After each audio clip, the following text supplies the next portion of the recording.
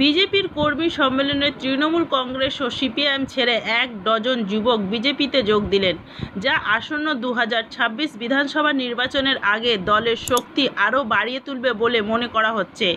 বিজেপির মণ্ডল সভাপতিরা অন্ডালের লোকো গ্রাউন্ডে বিজেপির অফিসে আয়োজিত এই কর্মী সম্মেলনে দলের নতুন মণ্ডল সভাপতিদের স্বাগত জানানো হয়। এই সম্মেলনে বিজেপির শক্তি বৃদ্ধির লক্ষ্যে গুরুত্বপূর্ণ আলোচনা করা হয়। এদিন এখানে উপস্থিত ছিলেন সভাপতি দেবতনু ভট্টাচার্য, ডক্টর বিজন মুখার্জি, জয়ন্ত মিশ্র, রামানন্দ পাঠক ও দীনেশ সোনি। Green Asansol, clean Asansol.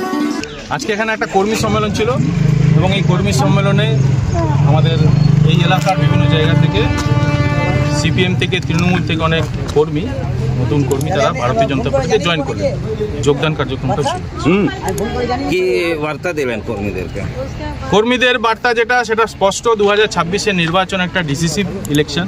এটা আমাদের অস্তিত্ব রক্ষার লড়াই, শুধুমাত্র তৃণমূল সরিয়ে ভারতীয় জনতা পার্টিকে ক্ষমতায় বসানোর লড়াই নয়। এটা হচ্ছে পশ্চিমবঙ্গের আপামর শুভবুদ্ধি সম্পন্ন জনগণের অস্তিত্ব রক্ষার লড়াই, তারা তাদের আত্মসম্মান রক্ষার লড়াই। এটা সেই জন্য 26-এর নির্বাচনকে নিছক একটা রাজনৈতিক লড়াইয়ের পরিবর্তে এই গুরুত্বপূর্ণ দৃষ্টিকোণ থেকে সবাইকে ভাবতে হবে এবং বাকি জনগণকেও ভাবাতে হবে। তার জন্য আমাদের বুথ পর্যন্ত কর্মীদের যে কর্মসূচি দেওয়া হয়েছে, সেই কর্মসূচি নিয়ে আমাদের কর্মীরা বুথে বুথে যাবে, সাধারণ মানুষের সঙ্গে, ভোটারদের সঙ্গে কানেক্ট করবে, কথাবার্তা বলবে এবং 2026-এর নির্বাচনের গুরুত্ব সবাইকে উপলব্ধি করাবে। এটাই কর্মসূচি। 2021 ইলেকশন পরে আপনাদের সংগঠনটা পুরো কমজোর হয়ে গেছে, কিভাবে এটাকে তুলবে? দেখুন, আমাদের যে মানুষের শরীরে একটা স্ট্রাকচার থাকে, কঙ্কাল থাকে, মাংস কখনো বাড়ে কখনো কমে, কিন্তু কঙ্কালটা সোজা থাকে। ভারতীয় জনতা পার্টির কঙ্কাল আজ পর্যন্ত সমান আছে, এখনো আছে।